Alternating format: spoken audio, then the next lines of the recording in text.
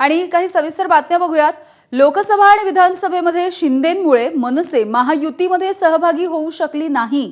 विश्वसनीय सूत्रांनी एबीपी माझाला ही माहिती दिली आहे। शिंदेंमुळे मनसेच्या युतीचा रस्ता ब्लॉक झाला अशी ही माहिती मिळते आहे। विधानसभेमध्ये मनसे शिंदेंचे उमेदवार एकमेकांच्या समोर उभे राहिले आणि यामुळे दोघांचं सुद्धा नुकसान झालं। आगामी पालिका निवडणुकीसाठी मनसे आणि भाजप यांची युती होणार का याच्या चाचपणीसाठी सध्या चर्चा सुरू आहे। महानगरपालिका निवडणुकीमध्ये मनसे आता भाजप समोर टाळीसाठी हात पुढे करणार का याविषयी सुद्धा आता बोललं जात आहे। इतर बाबींवरती वाटाघाटी करण्यासाठी मनसे एका टीमची नेमणूक करणार असल्याचंही कळतंय। ही मोठी बातमी आपण बघतोय। लोकसभा आणि विधानसभेच्या वेळेला शिंदेंमुळे मनसे ही महायुतीमध्ये सहभागी होऊ शकली नाही अशी माहिती विश्वसनीय सूत्रांनी एबीपी माझाला दिली आहे। आजच राज ठाकरे यांनी मनसेच्या सगळ्या महत्त्वाच्या पदाधिकाऱ्यांची बैठक घेतलेली होती। येणाऱ्या ज्या पालिका निवडणुका आहेत, आगामी पालिका निवडणुकांच्या संदर्भात आता मनसे वेगवेगळ्या पद्धतीने चर्चा करते, चाचपणी करताना दिसते आणि येत्या निवडणुकांच्या वेळेला आता भाजप सोबत किंवा युती सोबत जाण्याचा निर्णय मनसे घेणार का हे सुद्धा बघणं महत्त्वाचं ठरेल। अजय माने आमचे प्रतिनिधी आपल्याला अपडेट्स देत आहेत। अजय, यामिनी आपण जर पाहिलं तर खरं तर आता मनसे पुन्हा भाजपचं दिसणार का हा प्रश्न निर्माण झालेला आहे आणि आज जी बैठक झाली त्याच्यात शिंदेच्या शिवसेनेबद्दलचा नाराजीचा सूर समोर आलेला आपल्याला पाहायला मिळतोय।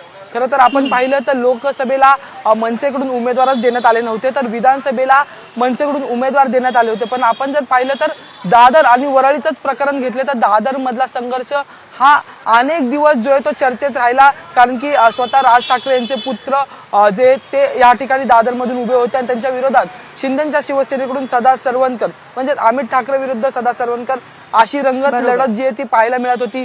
वरळीतून संदीप देशपांडे आणि आदित्य ठाकरे असं होताना असतानाच शिवसेनेने शेवटच्या मुवमेंटला जो आहे तो एकंदरीत उमेदवार दिला आणि त्याच्यामुळे पुन्हा एकदा ती युती फिसकटली। या आधी लोकसभेचा आणखी एक महत्त्वाचा मुद्दा आहे की ज्यावेळेस लोकसभेला चर्चा सुरू होत्या त्यावेळेस सुद्धा शिवसेनेकडून असं म्हटलं जातंय की बाळा लांडगावकर यांना तिकीट देण्याच्या चर्चा सुरू झाल्या होत्या, पण शिवसेनेने घाट घातला होता की जर तुम्हाला आम्ही जागा दिली तर ती आमच्याच चिन्हावर लढावी लागेल आणि त्यामुळे लोकसभेच्या वेळेस सुद्धा शिंदेचं आणि मनसेचं म्हणजे शिंदेच्या शिवसेनेचं आणि मनसेचं जुळलं नव्हतं, तेच चित्र आपल्याला विधानसभेला पाहायला मिळालं। त्यामुळे आता ज्यावेळेस महानगरपालिकेच्या किंवा महापालिकेच्या निवडणुका लागतील त्या अनुषंगाने मनसे आता सावध झालेले।